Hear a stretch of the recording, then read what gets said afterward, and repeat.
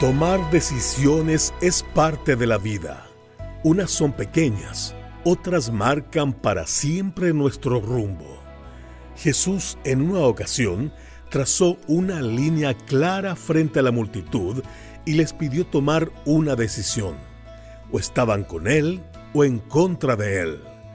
La neutralidad no era una opción. Bienvenido a Sabiduría para el Corazón con el pastor Stephen Davey en la voz y adaptación de Daniel Cuquín. Hoy comenzamos una nueva serie en nuestro estudio del Evangelio de Lucas titulada Ministrando a las multitudes. Estamos en el capítulo 11, donde encontramos al Señor Jesucristo exponiendo el corazón de quienes lo escuchaban. De la misma manera, el Señor nos confronta hoy y nos desafía a dar una respuesta personal frente a Él. Acompáñenos en este estudio titulado La decisión más importante de tu vida. En inglés existe una expresión común que, traducida literalmente, dice: estoy trazando una línea en la arena. La frase se usa para hablar de un momento decisivo, de una determinación firme que marca un antes y un después en la vida, una decisión que debe tomar, una dirección que debe seguir y que impactará su vida de manera significativa. Cuenta la leyenda que esta expresión se originó con los espartanos en la batalla de Termópilas en el año 480 a.C. Allí se trazó una línea en la arena como símbolo de que no retrocederían ni un paso ante el ejército persa. Existe también la historia de un general romano que, siglos después, trazó una línea en la arena y desafió a un comandante enemigo a cruzarla.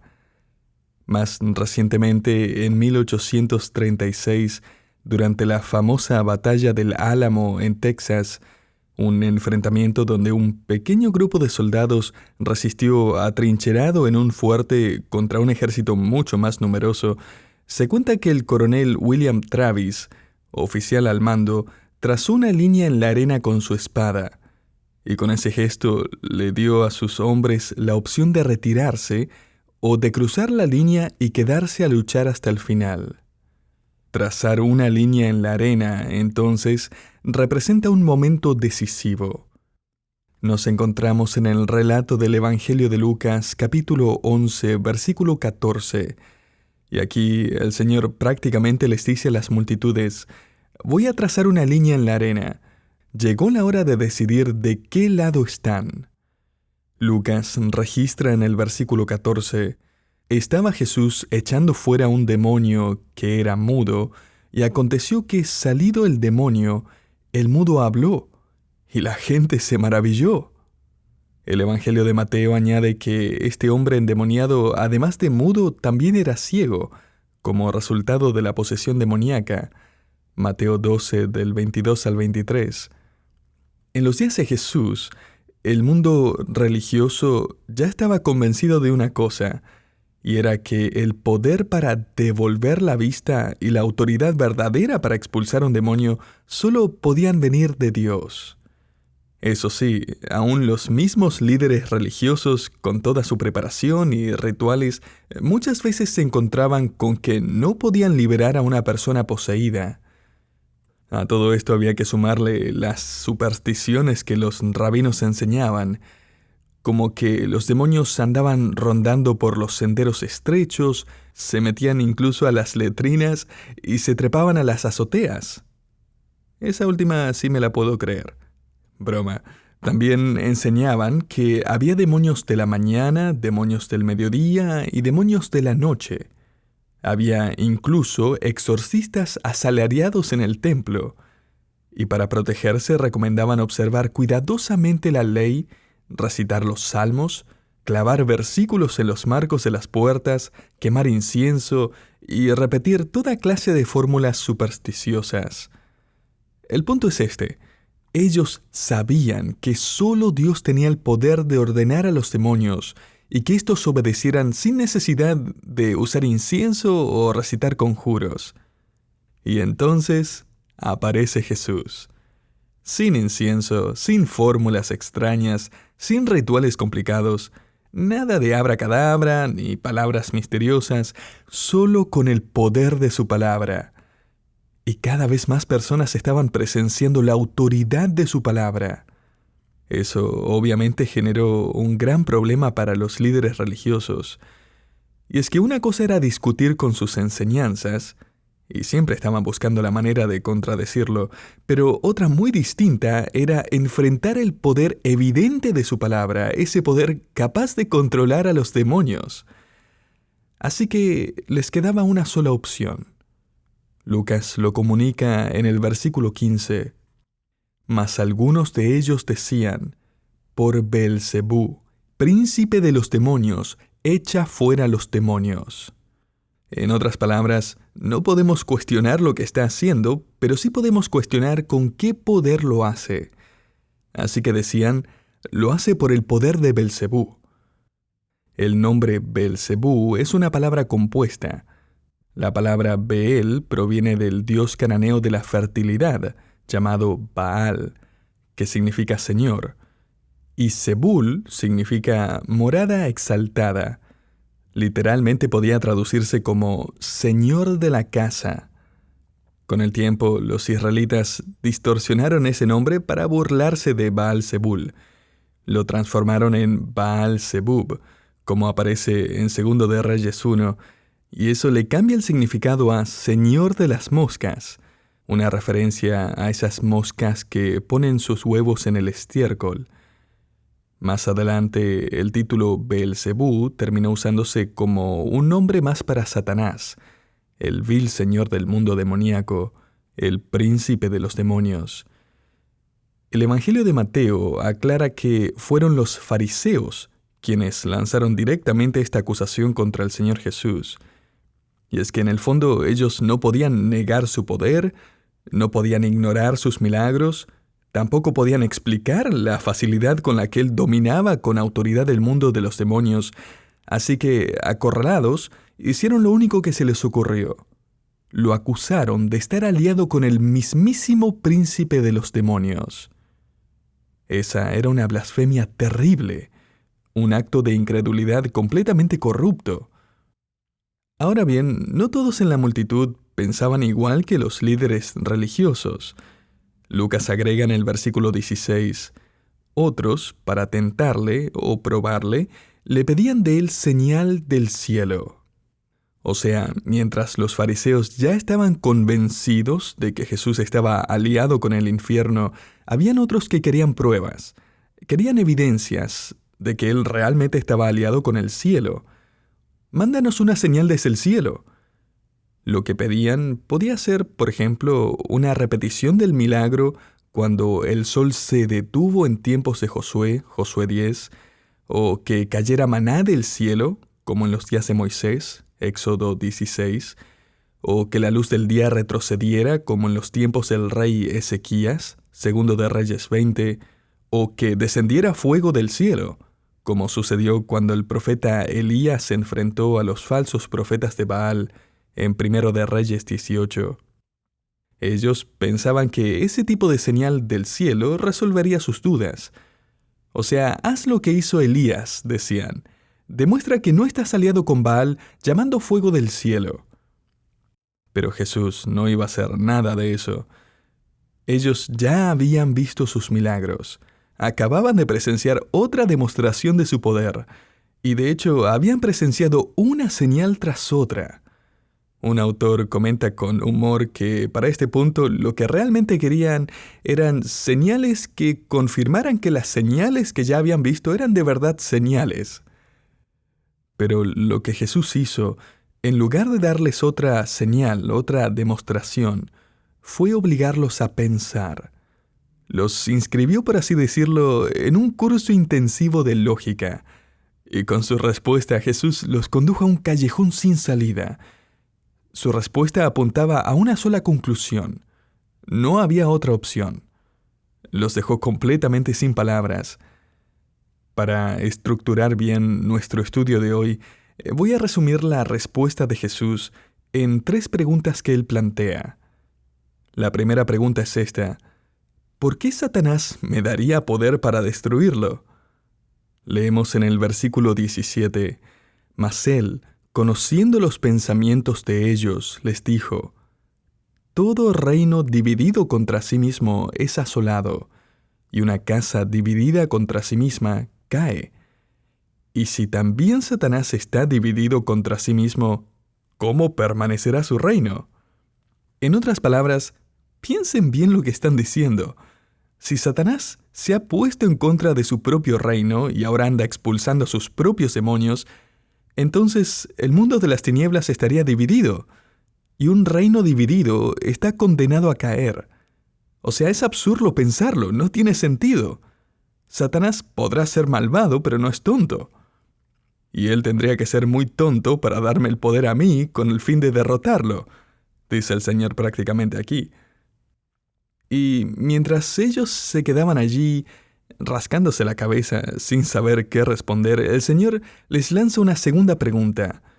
Podemos resumirla así: si yo expulso demonios por el poder de Satanás, ¿cómo saben que no es Él también quien les da el poder a ustedes?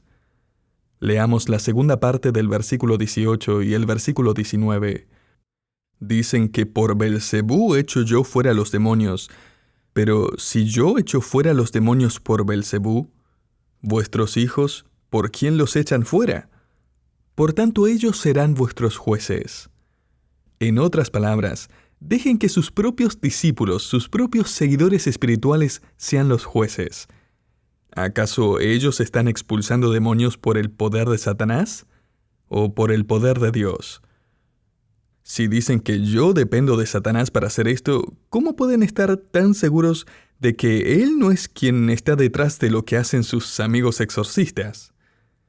Y con esa pregunta Jesús los deja aún más confundidos. Porque si aceptan que sus discípulos actúan con el poder de Dios, entonces tendrían que admitir que Jesús también lo hace. Pero si lo niegan, entonces estarían condenando su propia práctica de exorcismo. Pero Jesús no se detiene allí.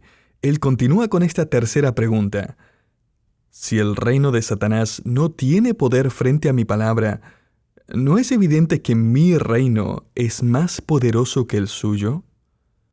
Veamos lo que dice Jesús en el versículo 20. Mas si por el dedo de Dios echo yo fuera los demonios, ciertamente el reino de Dios ha llegado a vosotros. En otras palabras, ustedes están en presencia del verdadero Rey. Lo que acaban de presenciar es una demostración del poder de mi reino de luz sobre el reino de las tinieblas. El problema es que ellos sabían lo que esto implicaba. Si Jesús actuaba con el poder del dedo de Dios, entonces tenían que reconocerlo como su Rey. Y eso era lo que querían negar. Para dejarlo aún más claro, Jesús les da una ilustración. Versículo 21. Cuando el hombre fuerte, armado, guarda su palacio, en paz está lo que posee. Pero cuando viene otro más fuerte que él y le vence, le quita todas sus armas en que confiaba y reparte el botín.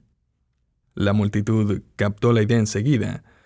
O sea, Satanás es como ese hombre fuerte que parece tener control sobre su palacio, pero solo basta con que llegue alguien más fuerte, el Señor Jesucristo, para derrotarlo con facilidad. Ni siquiera es una lucha pareja, con una sola palabra lo vence. Y para este momento los fariseos seguramente ya estaban deseando no haber mencionado nunca a Beelzebú, pero ya era demasiado tarde. Jesús aclara lo que acaban de presenciar y pone los milagros y señales que ha estado dando en estos términos en el versículo 20. Esto es el dedo de Dios. Y ellos entendieron de inmediato la referencia. Esa expresión los llevaba de regreso a Éxodo capítulo 8, cuando los magos de Faraón no pudieron seguir imitando las plagas. Finalmente ellos se rindieron ante la supremacía del Dios de Moisés y le dijeron al Faraón: «Esto es el dedo de Dios». Éxodo 8:19. También esta frase los llevaba de regreso al monte Sinaí, donde se nos dice que los 10 mandamientos fueron escritos con el dedo de Dios. Éxodo 31:18. Además, los llevaba al Salmo 8, donde David canta que los cielos, la luna, las estrellas son obra de los dedos de Dios. Salmo 8:3. En otras palabras, lo que Jesús estaba diciendo era: lo que ustedes acaban de ver hoy es una demostración de la mano de Dios. Y más que eso aún, tienen delante de ustedes al Señor del reino realizando esta demostración. Soy la encarnación visible y tangible del dedo de Dios. Jesús les está diciendo prácticamente: conecten los puntos. Dense cuenta de lo que está pasando. Es hora de que decidan. ¿Son mis seguidores o no? Estoy trazando una línea en la arena y ustedes tienen que tomar una decisión. Leamos el versículo 23. El que no es conmigo, contra mí es, y el que conmigo no recoge, desparrama. O sea, no hay un terreno neutral. O estás conmigo trabajando junto a mí para reunir a mis seguidores, o estás en mi contra. Satanás esparce, destruye, pero Jesús reúne y edifica. El pastor y autor Warren Wiersbe aplica este pasaje diciendo: debemos tomar una decisión, y si decidimos no decidir, en realidad ya hemos decidido en contra de Cristo. Es cierto, y el tiempo de decidir ha llegado. Fue lo mismo que hizo el profeta Elías después de derrotar a los falsos profetas de Baal. Le dijo al pueblo: ¿hasta cuándo claudicaréis vosotros entre dos pensamientos? Si Jehová es Dios, seguidle, y si Baal, id en pos de él. Primero de Reyes 18:21. Y lo mismo sigue siendo cierto hoy. O seguimos a Dios, o seguimos a Baal. O pertenecemos al reino de las tinieblas, o pertenecemos al reino de la luz. Querido oyente, en el verdadero cristianismo no existe la neutralidad. La neutralidad es incredulidad. Jesús está trazando una línea en la arena y plantea la gran pregunta de todos los tiempos, la misma que te está haciendo a ti el día de hoy. ¿De qué lado estás? ¿Conmigo o contra mí? Jesús sabía lo que su audiencia estaba pensando, como se nos dice en el versículo 17. Sabía que muchos en la multitud estaban razonando en su interior lo mismo que la gente sigue pensando hoy, y quizás incluso lo mismo que alguien en la audiencia o incluso tú mismo estás pensando ahora mismo. Sí, respeto a Jesús, pero me resulta demasiado incómodo seguirlo abiertamente.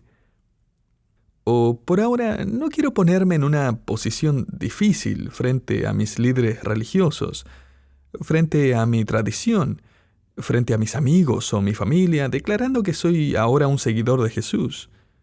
No quiero comprometerme demasiado. Algunas de sus enseñanzas son buenas, pero ¿por qué tengo que obedecer todo lo que me dice? Jesús no debería trazar una línea tan radical. Está pidiendo demasiado. Otros seguramente pensaban: es verdad que necesito arreglar unas cosas en mi vida. Sé que no estoy tan bien con Dios como debería, así que dejaré que Jesús sea mi ejemplo, pero no mi guía. Puede ser mi Salvador, pero no necesito que sea mi soberano. Puede ser mi amigo sin ser mi rey, ¿o no? Y la respuesta de Jesús es clara: no, así no se puede. Por eso, Él hace una distinción muy importante. La diferencia entre una simple reforma moral y una verdadera regeneración espiritual. Jesús lo explica en el versículo 24. Cuando el espíritu inmundo sale del hombre, anda por lugares secos, buscando reposo, y no hallándolo dice: volveré a mi casa, de donde salí. Y cuando llega, la halla barrida y adornada. Entonces va y toma otros 7 espíritus peores que él, y entrados, moran allí, y el postrer estado de aquel hombre viene a ser peor que el primero. Mira, lo que Jesús está diciendo aquí es que la reforma moral sin regeneración espiritual no sirve de nada frente al poder del reino de las tinieblas. De hecho, intentar pasar la página o empezar de nuevo sin recibir una nueva vida por medio de la fe en Cristo es ponerse en un peligro aún mayor. Jesús aquí describe a una persona que parece recta, como si su vida estuviera barrida y ordenada, moralmente correcta, limpia, e incluso religiosamente devota, pero el vacío espiritual sigue allí. Y ese es el problema. Esa persona termina engañada por su propia religiosidad, por su propia apariencia de espiritualidad, y lo que ocurre es peor. Queda abierta a engaños aún más profundos. Como dice Jesús, 7 espíritus más perversos pueden entrar, llevándola cada vez más lejos del reino de la luz y más atrapada en el reino de las tinieblas. Un autor lo resumió así: el alma de una persona no puede quedar vacía. No basta con echar fuera los malos pensamientos y las malas costumbres. Un alma vacía es un alma en peligro. Estoy de acuerdo. No basta con una reforma moral. No basta con decir, ya dejé atrás lo malo. No basta con vaciarse de lo incorrecto. Necesitamos llenarnos de lo que es correcto al seguir a Jesucristo. Justo después de esta advertencia, Lucas nos muestra otra reacción dentro de la multitud. Esta respuesta se acerca un poco más a la verdad, pero aún así se queda corta. Veamos el versículo 27. Mientras él decía estas cosas, una mujer de entre la multitud levantó la voz y dijo: «Bienaventurado el vientre que te trajo y los senos que mamaste». Y este es un cumplido bastante curioso, ¿no le parece? Esta mujer le dice algo como: «Tu madre sí que fue bendecida al tener un hijo como tú». En la cultura judía y también la romana era común alabar a alguien felicitando a su madre. Y de hecho ella no está tan lejos de lo que dijo Elizabeth cuando se enteró de que María daría a luz al Mesías. Ella dijo en Lucas 1:42: «Bendita tú entre las mujeres, y bendito el fruto de tu vientre». Y mira, Jesús no la reprende por este cumplido. En su lugar, él aprovecha la ocasión para mostrarle que estaba pasando por alto el punto principal. Él no necesitaba que lo halagaran, tampoco buscaba que lo admiraran o aplaudieran. Lo que él demandaba era algo mucho más profundo: adoración, obediencia a su palabra. Por eso en el versículo 28 él responde: «Y él dijo: Antes, bienaventurados los que oyen la palabra de Dios y la guardan». O sea, sí, mi madre fue bendecida, pero más bendecidos son los que escuchan la palabra de Dios y la obedecen. Y eso es justamente la clave de todo lo que venimos viendo en este pasaje, porque fue su palabra la que liberó al hombre poseído. Es su palabra la que derriba el poder de Satanás. Es su palabra la que llena el vacío del alma. Es su palabra la que trae verdadera bendición y vida. Su palabra es como esa línea trazada en la arena. Nos invita a cruzarla para seguirle al reino de los cielos. Pero querido oyente, si no la cruzamos y nos quedamos donde estamos, permanecemos en el reino del infierno. Hace algunos años leí los resultados de una investigación realizada en la Universidad de Columbia, Estados Unidos. El estudio descubrió que, en promedio, una persona toma de manera consciente alrededor de 70 decisiones por día. Eso equivale a unas 25,000 decisiones en un año. Y a lo largo de una vida de 75 a 80 años, estamos hablando de cerca de 2 millones de decisiones en total. Pero escúchame bien ahora. De esas 2 millones de decisiones, ninguna será tan importante como la decisión de reconocer a Jesucristo como tu Señor y Salvador. Porque esa decisión lo cambia todo. Cambia tu vida ahora y cambia tu destino eterno. Así que si no lo has hecho aún, reconoce hoy la oscuridad de tu pecado. Ven a Jesucristo, pon tu fe en Él. Pídele que Él perdone tu pecado, que limpie tu vida. Entrégale el control de tu vida al hombre más fuerte, al Señor Todopoderoso, al Rey de la Luz, al Dador de la vida eterna. No hay decisión más importante, no hay determinación más trascendente. Cruza esa línea en la arena, hoy mismo.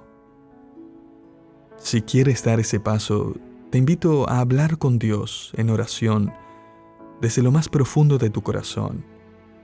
No es una fórmula mágica. No se trata tampoco de repetir palabras o de sentir algo especial, sino de confiar en lo que Cristo hizo por ti. Te invito a orar conmigo de esta manera. Dios, reconozco que he vivido lejos de ti, que necesito tu perdón. Me arrepiento de mi pecado. Hoy dejo de confiar en mis propios esfuerzos y pongo mi fe en Jesucristo, quien murió por mí en la cruz para pagar por mis pecados. Creo que resucitó para darme vida eterna. Te pido que me limpies, que me transformes, que hagas tu morada en mí. Desde este día quiero seguirte, Señor, y obedecerte como mi Salvador y mi Rey. Amén.